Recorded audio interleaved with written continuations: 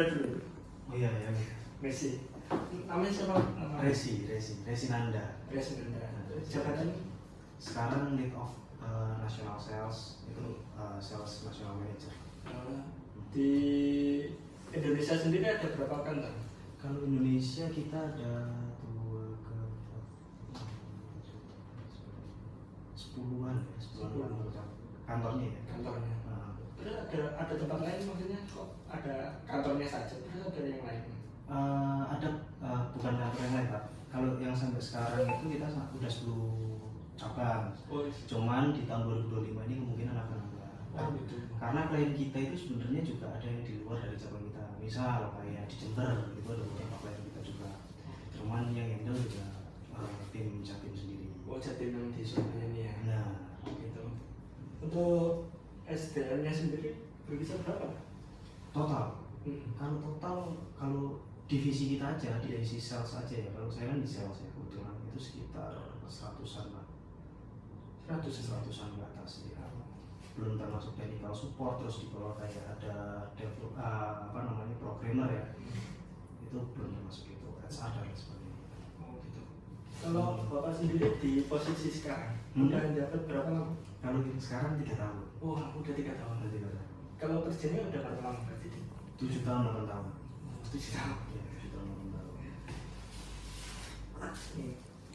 Di Bapak kan udah memposisikan pemimpin lah. Ya. Apakah ada menempati posisi sekarang sejak kali pertama masuk menjumpai karyawan yang tidak puas Pak, dalam bekerja? Tidak puas ya? Pastilah banyak. Oh iya. Banyak.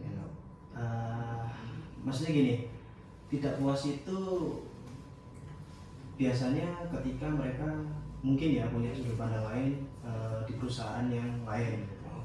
Itu cukup banyak. Dan ketidakpuasan itu kadang-kadang biasanya muncul ada beberapa faktor. Bisa jadi benefit atau apresiasi, mereka nggak diapresiasi dengan baik, merasanya ya, dan lain sebagainya. Itu atau bukan kerja juga termasuk. Terus untuk mengatasi seperti itu tindakannya apa Pak? Kalau karyawan sendiri itu? Nah, kalau semisal di kita itu biasanya kita akan adakan sesi one on one. Jadi kita tanyain dulu apa sih kendalanya si person ini gitu. Misal saya merasa kurang diapresiasi Pak di sini atau Mas di sini gitu. Atau saya merasa benefit saya kurang nih di sini. Nah, dari kita sebagai manajemen ya, itu biasanya menyikapi dengan ya kita kasih solusi gimana caranya mungkin naik grade atau mungkin gimana caranya mereka dapat insentif dan sebagainya gitu. Teknik komunikasi tertentu yang Bapak praktekkan sendiri di perusahaan apa? Teknik komunikasi ya ke karyawan. Biasanya yang pasti yang pasti active listening.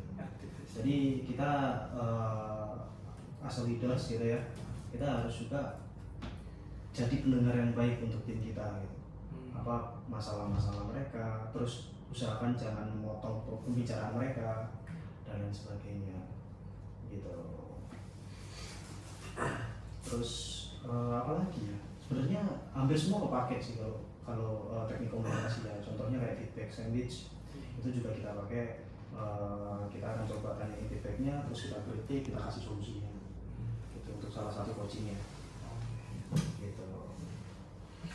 Apakah Bapak Ibu mempraktekkan model kepemimpinan tertentu yang mencapai tujuan perusahaan? Model kepemimpinan, ini banyak model kepemimpinan ya. Tergantung Mas, tergantung dari kondisinya.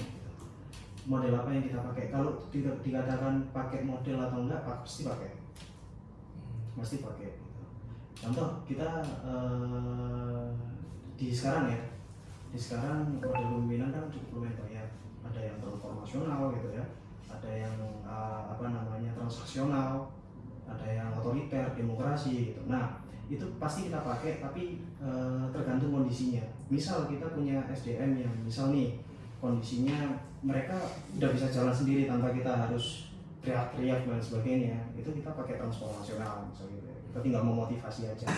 Atau kita bisa pakai servan juga melayani mereka gitu sih. Jadi pakai semua harusnya ya. apakah Bapak mempraktekkan teori motivasi khusus tertentu di perusahaan ini? Bisa diceritakan? Teori motivasi khusus biasanya kita cuma pakai sebenarnya nggak ada yang khusus ya, tapi selalu ada lah. Ada teorinya kayaknya namanya Harzberg kalau nggak salah, itu faktor. Jadi yang pasti kita pakai itu gimana caranya kita mengamankan mereka merasa puas dengan benefitnya dulu gitu, sesuai atau enggak benefitnya. Simpelnya kita harus memberikan benefit apa yang memang jadi regulasi kita di Indonesia terutama ya. Contoh standar minimum upah gitu, itu harus sesuai supaya juga mereka kerjanya juga sesuai, optimal dan sebagainya. Yang kedua, gimana caranya kita mengapresiasi mereka kalau mereka bisa capai lebih gitu. Misal contohnya kita kasih reward atau kita kasih insentif ketika mereka pencapaiannya di atas 100% apa yang kita targetkan dan sebagainya. Seperti itu sih sebenarnya Mas. Terutama di dunia sales ya, itu udah pasti gitu. Tapi fundamentalnya selalu di benefit mereka dulu gitu. Supaya bisa termotivasi juga untuk kerja begitu. Nah, untuk merekrut karyawan ada penilaian tersendiri nggak Pak?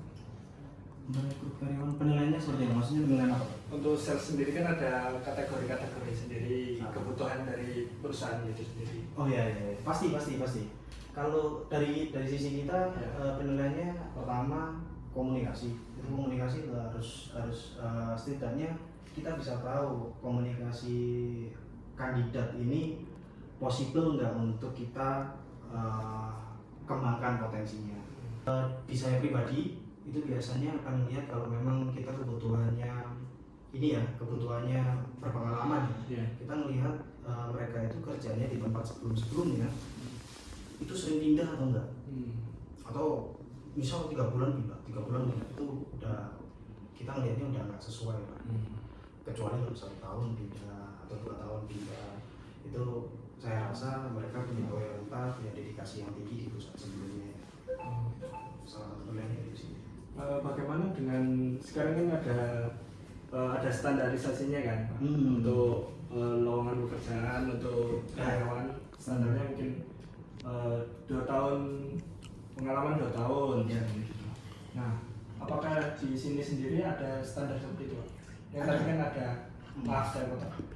tadi kan jelaskan lompat semuanya. Kalau Pak sendiri gimana Pak? Kalau untuk kualifikasi selalu ada ya, untuk di perusahaan manapun pasti ada.